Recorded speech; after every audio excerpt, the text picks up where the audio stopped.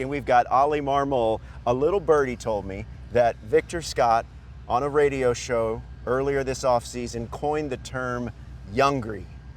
Young guys that are hungry, and you hopefully the two terms coming together. You do have a lot of young faces here. We do, and they're hungry, so I don't disagree with them one bit, man. It's a really good group, but it's not an inexperienced group. They've felt this a little bit. They've been up here for a year or two. They know what it's like. But man, they're definitely getting after it. They have a ton of energy. They're coming together really well as a group as well. So I'm excited about it. I've said it several times. I'm more excited about this year than any year.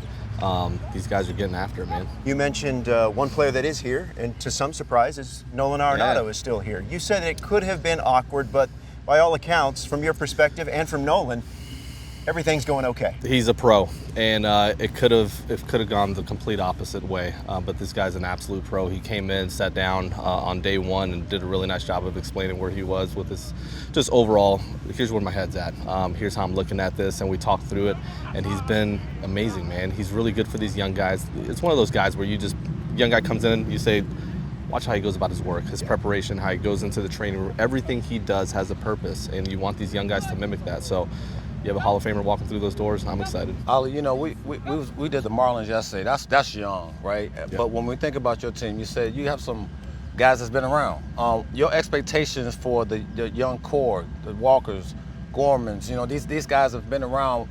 What do you expect when you leave camp to start the season on the right foot? What do you expect out of these guys? They're young, but to my earlier point, they have some experience, right? So now it's just a matter of giving them a long enough runway to show what they're capable of doing, and ball's in their court, right? So when you talk about Newbarn, Walker, and Gorman, Herrera, Pages, you go down that list, Burleson, Donovan, these are guys that have shown what they're capable of. Now it's just creating a long enough stretch to repeat it every day. Right.